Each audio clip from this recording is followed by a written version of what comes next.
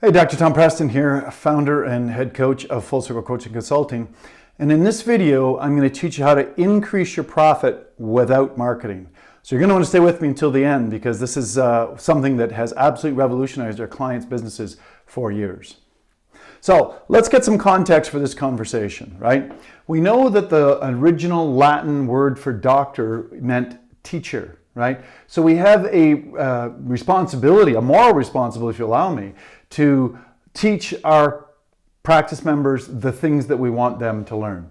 So the question comes up then, why do we want to do that? Well, why we want to do it is because a better educated practice member is somebody that's getting, what B.J. Palmer used to call the big idea, and as a result of it would be more apt to listen carefully, pay attention, and take the action that you want them to take, which is to stay with the treatment program you lay out right until the end, and then get well as a result of that. And then dependent upon your focus and practice, certainly my focus and practice was on a salutogenic neurological wellness-based structure, show them the value of prevention and proactivity relative to that, rather than waiting until they get into their next crisis, okay?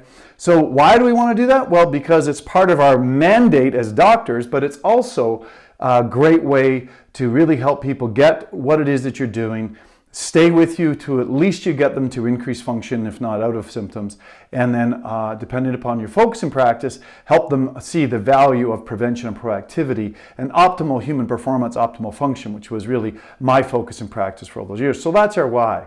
Now, how do we do this? Well, in this day and age, there's so many more tools than there used to be. In the old days, it was just literally the art of oration, right? Where you had to just speak your truth and educate from a pure, spoken word standpoint. Well, we've come a long way since the caves, right? Now we have this interesting thing called paper, and that's even evolved into electronic paper that you can write on an iPad or any sort of a screen-based tablet or phone or laptop or whatever, okay? So you've got spoken words, you've got written words, and I'm highly going to encourage you, if you haven't taken advantage of leveraging video, just exactly what I'm doing here, because I can't get to all of your offices, to all of your homes to be able to speak to you, but I can speak to you with in this format where you can get all of the nonverbal pieces.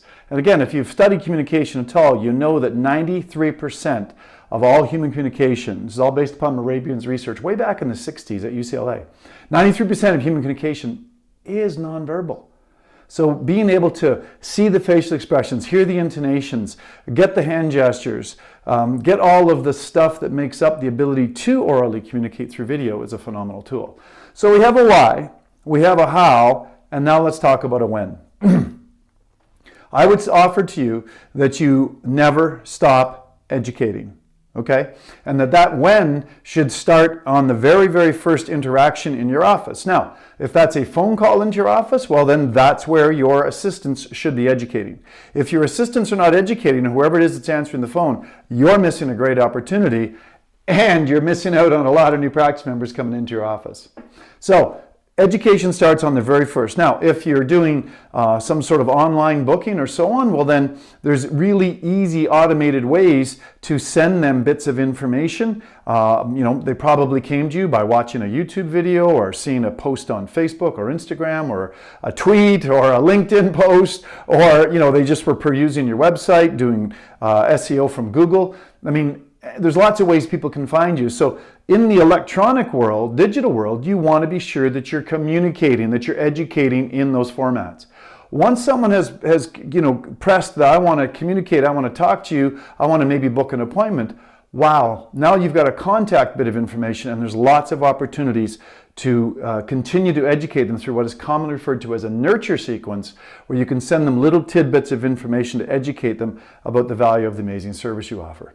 All right, now I've got a story I want to tell you, but I'm going to ask you to just follow me out to the fireside chat that I want to have, because this is the story of Betty, and this was a revolutionary key to my practice. And I can tell you that if you're willing to stay with me until the end of this video, you're going to learn a whole lot more, and you're going to learn how to increase your profitability without more marketing via the Betty story.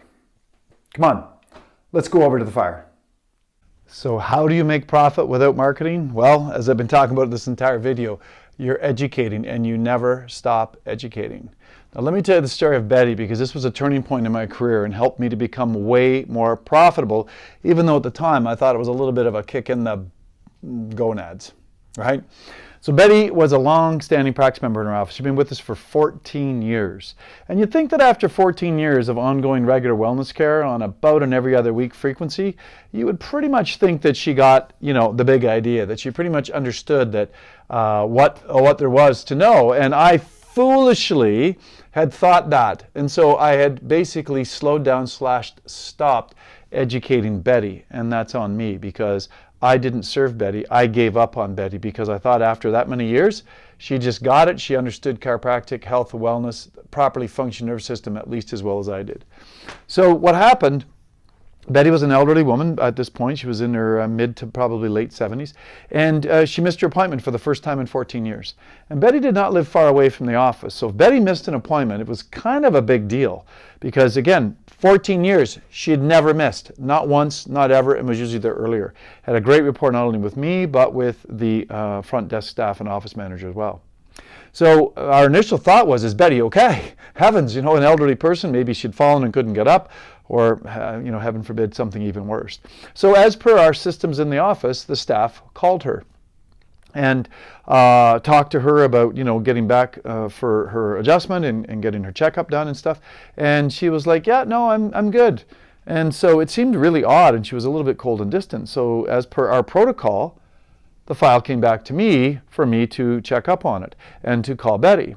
So a couple days goes by, and I get some time, and I give Betty a call, and I said, hey, Betty, Dr. Tom. And she goes, oh, hey, Dr. Tom, so nice to hear from you. I said, Betty, we've all been so worried about you. The staff had called, and they couldn't seem to get through to communicate to you about getting back in for care and stuff. And so we were worried that maybe, something horrible had happened. And she says, like, oh, no, Dr. Tom, I'm absolutely fine. I'm just great. And I said, oh, well, thank goodness. We thought that something bad had happened because, again, you haven't missed an appointment in all these years, and you missed your appointment. So, you know what? Let's get that rascal made up. I've got some openings for you in the next days, and we can get that appointment made up for you and make sure that you stay, well and healthy. And she goes, oh, no, Dr. Tom, that's fine. She goes, I love you and your team to bits. She goes, I'm done. And I said, I'm sorry, Betty, you're what? And she said, I'm done. I said, done? Like, because you have a terminal illness? Like, I didn't get it, you guys. Like, honest to goodness, I thought that maybe there was something horrible was going on. And that maybe she was on her way out or something. She goes, oh, no, Dr. Tom, nothing like that. She goes, I'm just done with chiropractic care. Thanks so much for your service, though. Have a nice day. Click.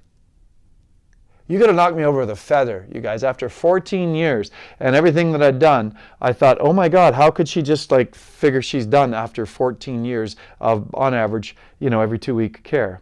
So I went back and did some investigation, and this was my very sobering findings, is that Betty hadn't quit on us. We'd quit on Betty. More specifically, I, as a doctor, had quit on Betty. I went back through, we had not done a progress review for 3 years. Now, depending upon your regulatory college now and the jurisdiction that I'm in here in Ontario, Canada, you must do a progress report at least every 24 visits, which even if someone's on, on average twice every 2-week care, that means you're doing at least once a year. It'd been 3 years. That's on me. I looked over the table talk and the things I'd been doing, and we'd basically become friends. We were chit-chatting. I had stopped educating Betty. I let Betty down. And as a result of that, she discontinued chiropractic care, and the absolute amazing benefits of having a properly functioning nervous system for the rest of her life. So, if you want to increase profitability in your practice without marketing, without spending money on marketing, educate and never stop educating. As I said earlier in this video, you want to be educating right from first contact right up until the time that they leave and attend the Marble Orchard, okay? So, as again, if you look at volume in a practice, you guys, there's only two aspects to the formula. It's numbers of new patients multiplied by your PVA, or how long they stay, right? You can spend a lot of money on marketing and bringing in lots of new people, or you can continue to educate, help people see the value of the amazing care that you offer, at the very least to finish your care plans, if not on a regular wellness basis for the health and well-being and increased human performance that represents. But if you're increasing your education, you're going to increase your profitability without adding any extra expense. So Dr. Tom helping you become more so you can do more and have more of what your authentic heart desires.